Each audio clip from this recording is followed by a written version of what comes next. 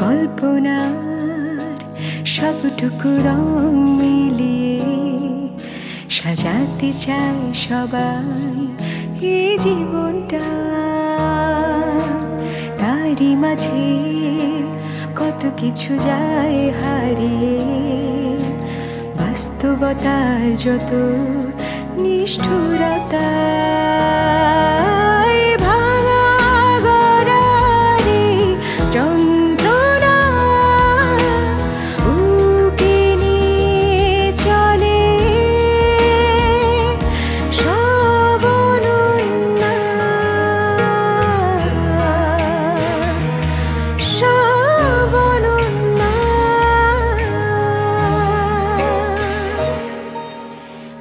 বুঝি পেলাম আবার যে হারালাম, একটু একটু করে স্বপ্ন বোনার খেলায়। তবুও স্বপ্ন দেখে নতুন করে জীবন, অজানা এক আশা।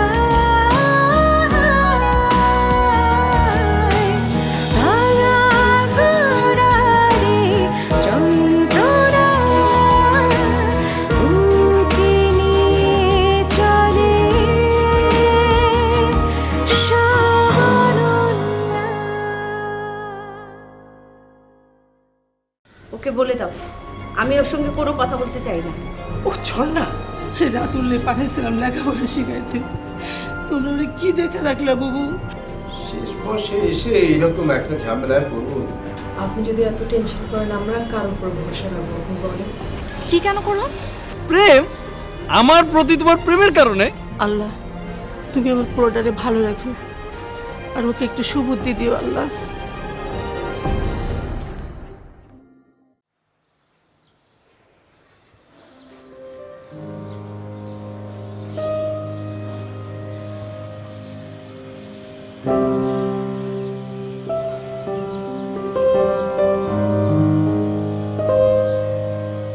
তোমার পাশে একটু দাঁড়াতে পারি? দাঁড়িয়েই তো আছি। লুবনা, একটা বিষয় নিয়ে তোমাকে কিছু বলার ছিল। যদি নাও বলি তাও তুমি বলবে জানো। ঠিক আছে বলো, শুনি তোমার কি কথা। দেখো লুবনা, নাহিদা না অনেক বদলে গেছে। সে তোমার মেয়েদের নিজের মেয়ের মতো ভাবতে চায়। তোমাকে সে তার বড় বোনের মতো দেখতে চায়। আসলে বলতে গেলে মানে সে তোমাদের সবার সাথে মিলেমিশে থাকতে চায়। আমি বলি কি, দাও না এই সুযোগটুকু নাহিদাকে। এই বিষয় নিয়ে গতবারও তোমার সাথে কথা হয়েছে। আমার আর এই ভাঙা রেকর্ড বাজাতে একদম ইচ্ছা করছে না। আমার মনে হয় তোমারও শুনতে ভালো লাগবে না। আমার কথা না হয় বাদ দাও, মানে ওই মেয়েদের কথা ভেবে না হয়। দ্বিতীয় বিয়ে করার আগেই তোমার এই কথাগুলো ভাবা উচিত ছিল। তা যখন ভাবনি, এখন সেটা না ভাবলেও চলবে।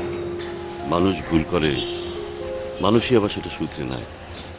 তাহলে আমাকে শুধরানোর সুযোগ দিতে চাইছো না কেন বলো? তুমি সে একই ভাঙা রেকর্ড বাজিয়ে চলেছ। এই কথাগুলো শুনতে শুনতে না আমার দুটো কান একবারে পচে গেছে। রাশেদ, তুমি দ্বিতীয় বিয়ে করায় কারো যদি ক্ষতি হয়ে থাকে সেটা আমি আর আমার দুই মেয়ে। কই, আমরা তো এই বিষয় নিয়ে এখন তোমার কাছে কোনো অভিযোগ তুলছি না। তাহলে তুমি কেন বারবার এসব কথা সামনে নিয়ে আসছো? কারণ সব কিছুর জন্যে তোমরাই আমাকে আসামির কাঠগড়ায় দাঁড় করাও।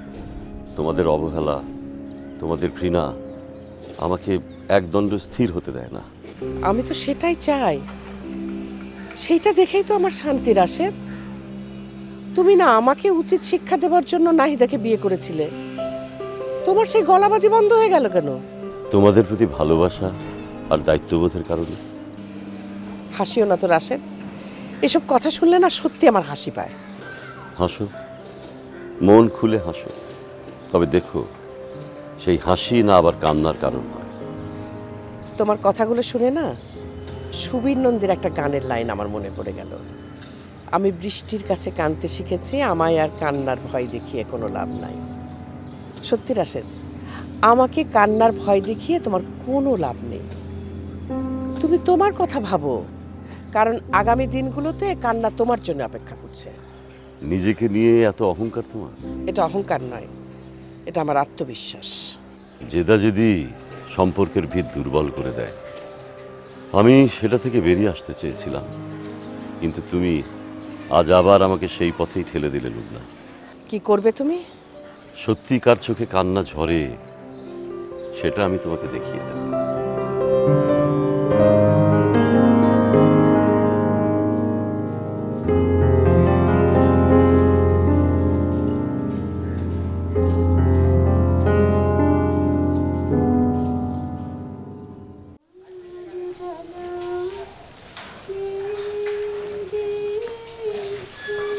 নাইদা, তুমি কয়েকদিন আগে বলেছিলে না যে আমরা ট্রান্সফার হয়ে এই শহরে চলে আসি? হ্যাঁ, কিন্তু সেটা তো তুমি চাও না। আমি সিদ্ধান্ত নিয়েছি যে আমরা দুজনেই ট্রান্সফার হয়ে এই শহরে চলে আসবো। হঠাৎ এরকম সিদ্ধান্ত নেবার কারণ? আরে না, কোনো কারণ নেই, এমনি মনে হলো।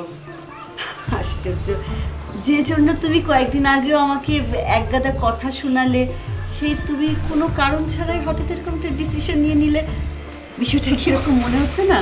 তোমার কি মনে হচ্ছে সেটা একান্তই তোমার ব্যাপার। আমি কোনো কারণ ছাড়াই ডিসিশনটা নিয়েছি। তুমি খুশি হয়েছো কিনা সেটা বলো। শুধু কি খুশি, তোমাকে বিয়ে করার পর এর চেয়ে বেশি খুশি আমি আর কখনোই হইনি। একবার স্থায়ীভাবে আসতে দাও না এখানে। কি হলো, তুমি বললে না খুশি হয়েছো কিনা?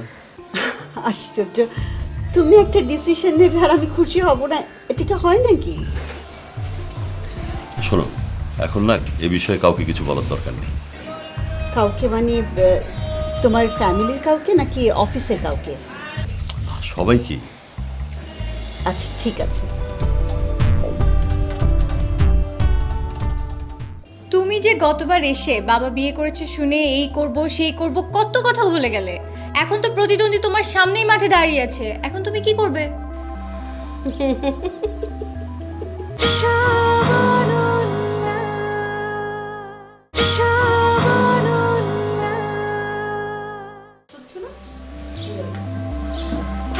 আমি তোমাদের দুজনের সাথে একটা ইম্পর্টেন্ট বিষয় নিয়ে কথা বলতে চাই।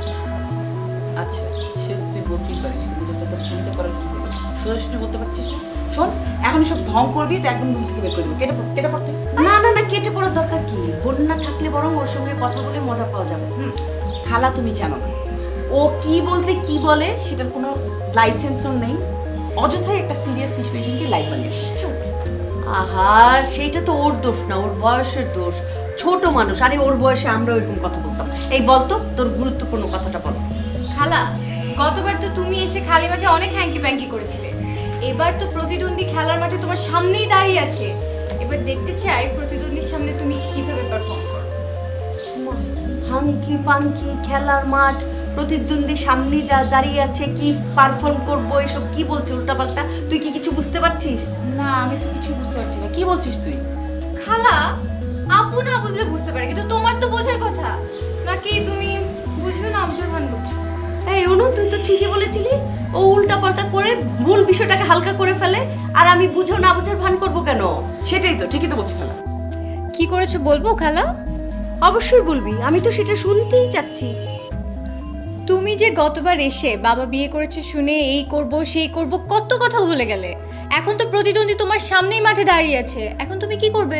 হ্যাঁ খালা, বিনু তো ঠিকই বলেছে। এই কথাটা তো আমার মাথায় একবারও আসেনি। কি আশ্চর্য, তুমি এরকম হাসছো কেন?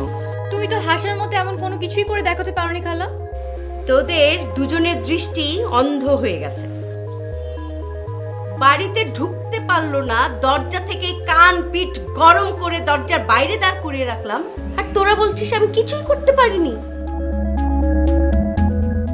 বিনু, এটাও কিন্তু ঠিক, খালা কিন্তু ঠিকই বলেছে। সেটা মোটেও ঠিক নয় আপু। তোরা বললেই হবে তাই না? বেচারি যে চটটা খেয়েছে, আমার ধারণা তার চোখ থেকে পানি এখনো শুকায়নি। খালা, ওই মহিলা যে বাবার বিয়ে করা বউ, এটা জানলে তুমি কখনোই তার গায়ে হাত তুলতে পারতে? হ্যাঁ খালা, বিনুর এই কথায় কিন্তু আমিও একমত। তোমার যদি এতই সাহস থাকে তুমি এখন কিছু ঘটিয়ে দেখাও। কিন্তু বারবার একই মানুষের সঙ্গে কিছু করতে যাওয়াটা, সেটা তো ভালো দেখায় না। ভালো দেখাবে না নাকি তুমিই কিছু করতে পারবে না? হ্যাঁ খালা, যদি তুমি আসলে কিছু করতে না পারো তাহলে আমি ভেবে নিব বিনু ঠিকই বলছে। আমি বুঝতে পারছি তোরা দুজনেই আমাকে একটু রাগিয়ে দিতে চেষ্টা করছিস। তারপরও আমার ক্ষমতা নিয়ে যখন তোরা প্রশ্নটা তুলেই ফেলেছিস, তখন আমিও দেখিয়ে দিতে চাই আমি কি করতে পারি আর কি করতে না পারি।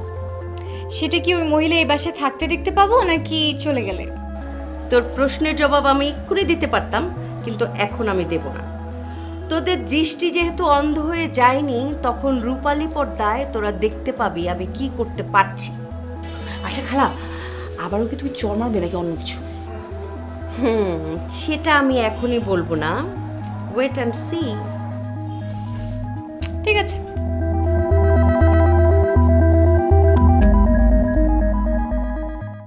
তোমার মাথায় একটু হলেও বুদ্ধি আছে এবং তুমি একটু চিন্তা করলে বের করতে পারবে। আচ্ছা দাঁড়াও দাঁড়াও, তুমি কি সুইসাইড করার জন্য ছাদে দড়ি নিয়ে এসেছো? মাই গড!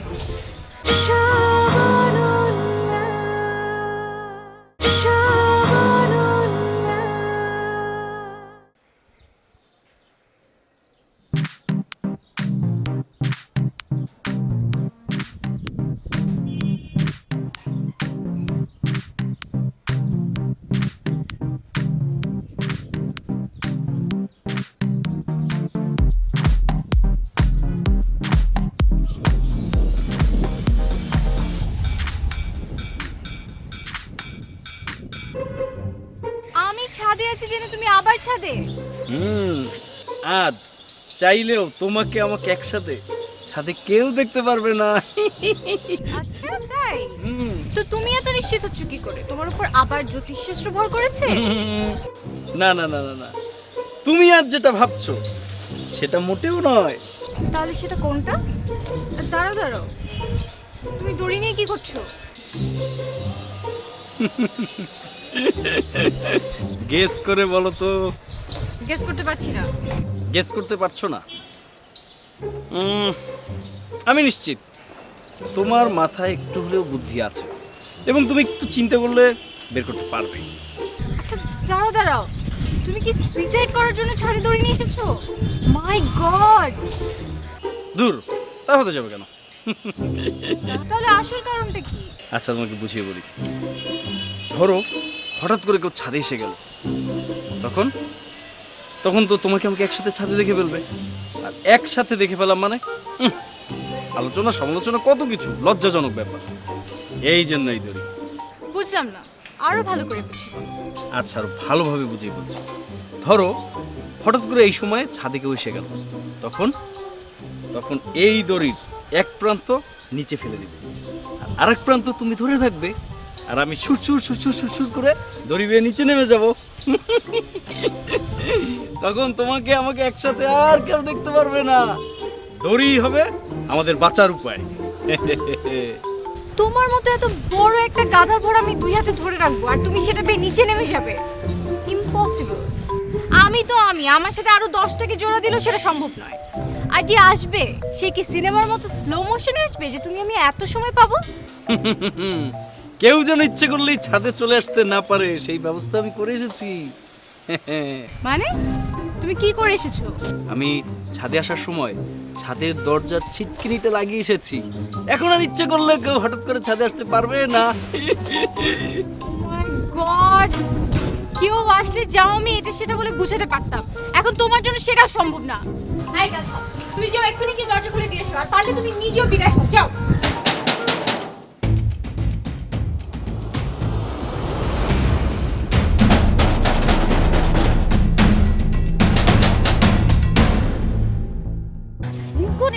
এটা সান্ত্বনা পাওয়ার টাইম না, এটা মৃত্যুর টাইম।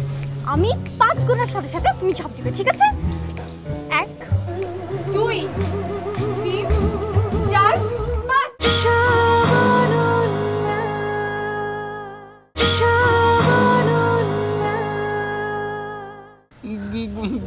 বন্যা বন্যা এখন কি হবে? এখন তো এই দড়ি বেয়ে নিচে নেমে যাওয়া ছাড়া কোনো উপায় নেই। শোনো, আমি দড়ি ধরা যা আর ছাদ থেকে ঝাঁপ দাও একই কথা। তুমি এক কাজ করো, তুমি ছাদ থেকে ঝাঁপ দাও প্লিজ। হ্যাঁ কি বলো তুমি? তাহলে তো ডাইরেক্ট গো টু বড়মার। তোমার ওখানেই যাওয়া উচিত, তোমার মতো গাধা বেঁচে থাকা যা মরাও তা। কি বলছো তুমি? এটা কোনো কথা হতে পারে? তাহলে আমার মা বাবার কি হবে? শোনো শোনো, আমি প্রমিস করছি তোমার বাবা মাকে আমি দেখে রাখবো, ঠিক আছে? এখন যাও প্লিজ, আর দেরি করো না, যাও প্লিজ, আর দেরি করো না। ঝাঁপ দেওয়ার আগে অবশ্যই আল্লাহর নাম বলে তারপর ঝাঁপ দিবে, ঠিক আছে? না, উঠো উঠো, দেরি করো না, দেরি করো না। তোমার নাম? আমার নাম মরার পরে করো, ঠিক আছে? আমি জানি তোমাকে কতটা ভালোবাসো, ঠিক আছে? এখন ঝাঁপ দাও প্লিজ, উঠো, দেরি করো না, যাও উঠো। আরে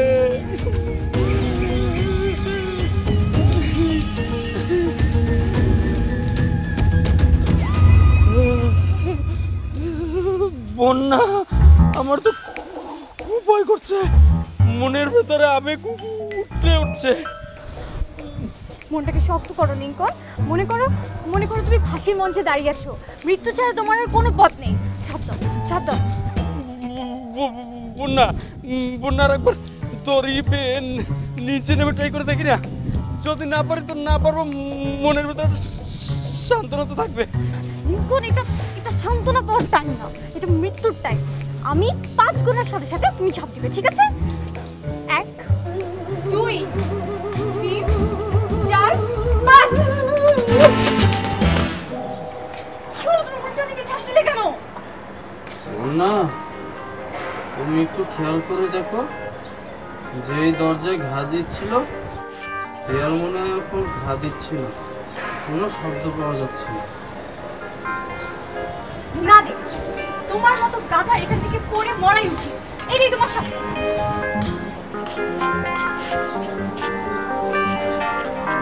নিজের জীবন নিজেই বিসর্জন দিব? এতখানি বোকাই লিংকন নয়। নিজের জীবন নিয়ে যা কিছুই করা যাক, ছিনিবিনি করা যায় না।